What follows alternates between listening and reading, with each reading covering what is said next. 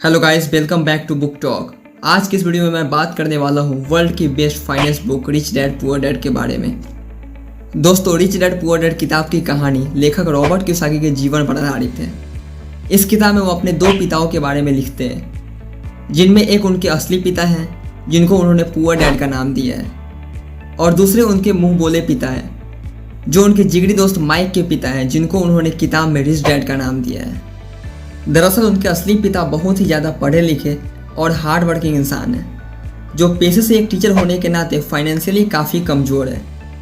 इसलिए किताब में लेखक उनको पुअर डैड कहकर बुलाते हैं। वहीं उनके मुंह बोले पिता सिर्फ 8वीं पास है, लेकिन फाइनेंशियली काफ़ी स्ट्रॉन्ग होने की वजह से वो अपने शहर के सबसे अमीर आदमी होते हैं। इसलिए रॉबर्ट कियोसाकी उनको किताब में रिच डैड कहकर बुलाते हैं। इस पूरी कहानी में रॉबर्ट के रिच डैड उन्हें उनकी ज़िंदगी के अलग अलग पड़ावों पर 30 साल तक 6 ऐसी अहम शिक्षाएं देते हैं, जो कि लाइफ में कामयाबी हासिल करने के लिए और हमेशा अमीर बने रहने के लिए बहुत ही ज़रूरी है। दोस्तों, रॉबर्ट कियोसाकी के रिच डैड के द्वारा बताए गए 6 लेसन दुनिया के किसी भी इंसान को अमीर और कामयाब बना सकता है, फिर चाहे वो इंसान कितना भी कम पढ़ा लिखा क्यों ना हो। तो चलिए जानते हैं किताब में बताए गए इन 6 इंपॉर्टेंट लेसन्स के बारे में। Lesson number 1, rich people don't work for money.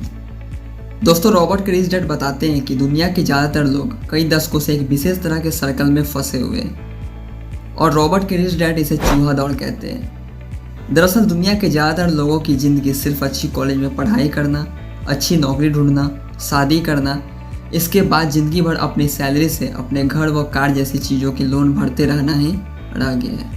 लोगों को इस बात का एहसास भी नहीं होता है कि इस तरह की ज़िंदगी में वो मेहनत तो सबसे ज़्यादा करते हैं, लेकिन उनके मेहनत का फ़ायदा किसी और को मिलता है। असल में बहुत से लोग इस रैट रेस का हिस्सा बनकर नाखुश भी होते हैं, लेकिन अपने मन के डर, लालच और घर की जिम्मेदारियों की वजह से वो मजबूरी में इसके हिस्सा बने रहते हैं। दोस्तों, रिच डैड कहते हैं कि हमें सबसे पहले अपने डर को ख़त्म करके इस रैट रेस से बाहर निकलना चाहिए, और फिर कुछ ऐसा करना चाहिए जिससे आप पैसे के लिए काम ना करें, बल्कि आपका पैसा आपके लिए काम करे। Lesson number 2, financial literacy. दोस्तों, दुनिया में आपको बहुत से ऐसे स्पोर्ट्समैन, सेलिब्रिटीज़ और बहुत से लोग ऐसे देखने को मिल जाएंगे जो एक समय में तो बहुत अमीर हुआ करते थे, लेकिन आज उनके पास कुछ भी नहीं है। असल में लोग इस तरह अमीर से गरीब इसलिए हो जाते हैं क्योंकि उनके पास पैसों की समझ नहीं होती है, यानी कि उनके अंदर पैसे को मैनेज और ग्रो करने का हुनर नहीं होता है। दोस्तों, रिच डैड फाइनेंशियल लिटरेसी का उदाहरण देते हुए कहते हैं कि पूरी दुनिया में घर एक एसेट माना जाता है, लेकिन उनके अनुसार घर कोई एसेट नहीं है, बल्कि घर एक बहुत बड़ा लायबिलिटी होता है। एसेट तो वो होता है जो आपके पैसे को समय के साथ और भी कई गुना बढ़ा देता है, और लायबिलिटीज़ वो होता है जो आपके जेब से पैसे को निकाल कर ले जाता है। जबकि घर के मामले में आपको उसकी कई सालों तक EMI यानी लोन चुकानी पड़ती है, जिसके कारण आपके जेब में पैसा आता नहीं बल्कि जेब से पैसा चला जाता है। रिच डैड सिर्फ उन चीज़ों को एसेट मानते हैं जो आपको घर बैठे पैसे कमा कर देता है, और वो कहते हैं कि अमीर बनने के लिए सिर्फ पैसा कमाना ज़रूरी नहीं है, बल्कि कमाए हुए पैसे को कैसे ग्रो और मैनेज किया जाए, यह सबसे ज़्यादा इम्पोर्टेंट है। Lesson number 3, mind your own business. दोस्तों, दुनिया में जब किसी व्यक्ति को उसके पसंद का जॉब मिल जाता है तो वह पूरी ज़िंदगी उसी जॉब को करने का मन बना लेता है, और बिना कुछ सोचे समझे पूरी ज़िंदगी उसी जॉब को करने में बिता देता है। रॉबर्ट के रिच डैड कहते हैं कि दुनिया का कोई भी व्यक्ति चाहे तो अपने जॉब के साथ ही कोई दूसरा काम भी कर सकता है, और बिना अपने जॉब को छोड़े नए बिजनेस एम्पायर का मालिक भी बन सकता है। इस बात को समझने के लिए दुनिया के सबसे बड़ी फास्ट फूड कंपनी मैकडोनाल्ड के फाउंडर रैक रॉक का उदाहरण लेते हैं। अगर हम में से किसी भी व्यक्ति से यह प्रश्न पूछा जाए कि रैक रॉक किस बिजनेस से पैसा कमाते हैं, तो हम सभी का जवाब ये होगा कि वो उनके फास्ट फूड बिजनेस से पैसा कमाते हैं। दोस्तों, असल में रैक रॉक का मुख्य व्यापार मैकडोनाल्ड का नहीं बल्कि रियल एस्टेट का है, और वो रियल एस्टेट से ही ज़्यादा पैसे कमाते हैं। मैकडोनाल्ड के बिजनेस को बड़ा करते करते वो आज दुनिया के अंदर सबसे बड़े रियल एस्टेट ओनर बन चुके हैं, यानी कि फास्ट फूड का बिजनेस करते करते ही उन्होंने अपने रियल एस्टेट का एक ऐसा साम्राज्य खड़ा कर दिया है जो आज उन्हें सच में अमीर बनाता है। इसी तरह से आम आदमी भी ऐसे एसेट्स और सोर्स ऑफ इनकम क्रिएट कर सकता है जो उसे पैसे कमा कर देंगे। इसके लिए लेखक के द्वारा कुछ उदाहरण दिए हुए हैं, जैसे खुद का बिजनेस शुरू करना, म्यूचुअल फंड या स्टॉक मार्केट में इन्वेस्ट करना, क्योंकि ऐसा करके ही कोई भी व्यक्ति रिच और कामयाब बन सकता है। Lesson number 4, the history of taxes and the power of corporation. दोस्तों, इस लेसन में रिच डैड टैक्स का इतिहास बताकर यह कहते हैं कि टैक्स असल में अमीर और गरीब के बीच के फ़र्क को ख़त्म करने के लिए बनाया गया एक सिस्टम था। यानी कि शुरुआत में सिर्फ अमीर लोग के ऊपर ही टैक्स लगता था और टैक्स के उन पैसों को गरीबों की सुविधाओं पर खर्च किया जाता था। लेकिन समय के साथ धीरे धीरे मिडिल क्लास और अपर मिडिल क्लास लोगों के ऊपर भी टैक्स लगना शुरू हुआ।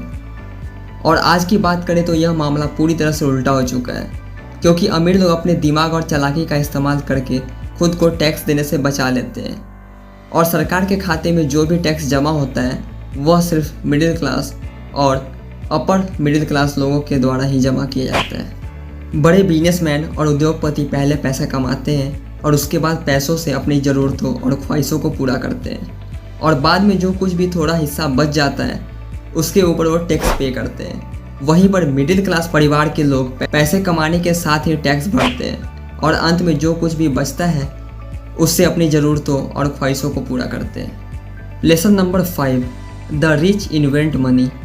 Jeff Bezos, Bill Gates, Mark Zuckerberg, Elon Musk और भारत की अगर बात करें तो धीरू भाई अंबानी, शिव नडार और मुकेश अंबानी, ये कुछ ऐसे लोग के नाम हैं जिन्होंने दुनिया के अंदर एक ऐसा बिजनेस लेकर आए, या फिर ऐसा कहें कि इन्होंने दुनिया के अंदर एक ऐसा आइडिया लेकर आया जिसके बारे में इसके पहले किसी ने भी सोचा ना था।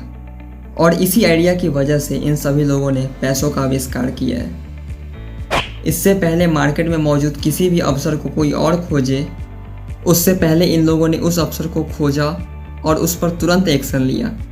दोस्तों, इसलिए ऐसा कहा जाता है इन सभी लोगों ने पैसा कमाया नहीं बल्कि पैसों का आविष्कार किया। उन्होंने दुनिया में उन चीज़ों को लेकर आए जो यहाँ पहले से मौजूद नहीं थी। इसी तरह आपको भी सिर्फ पैसे कमाने के बारे में ही नहीं सोचना चाहिए बल्कि पैसों का आविष्कार करने के बारे में भी सोचना चाहिए। Lesson number 6, work to learn, don't work for money. America में न जाने कितने आदमी ऐसे होंगे जो मैकडोनाल्ड के प्राइस में उससे बहुत अच्छा बर्गर बनाते होंगे, लेकिन अपने किसी आइडियाज़ को बड़े स्तर पर कैसे बेचा जाए यह समझ सभी लोगों के पास नहीं होती है। तभी वो मैकडोनाल्ड से अच्छा बर्गर बनाने के बावजूद भी उसको सिर्फ लिमिटेड एरिया और लिमिटेड क्वांटिटी में ही बेच पाते हैं, जबकि मैकडोनाल्ड कंपनी पूरी दुनिया के अंदर बिना किसी लिमिट के अपने बर्गर को बेचता है। इस आखिरी लेसन में लेखक हमें यह समझाने की कोशिश कर रहे हैं नई चीज़ और नई स्किल को सीखना कभी बंद नहीं करते, और इसी अच्छी आदत की वजह से उनको हमेशा यह पता होता है कि अपने आइडियाज़ या अपने प्रोडक्ट बड़े लेवल पर दुनिया में कैसे बेचा जाए।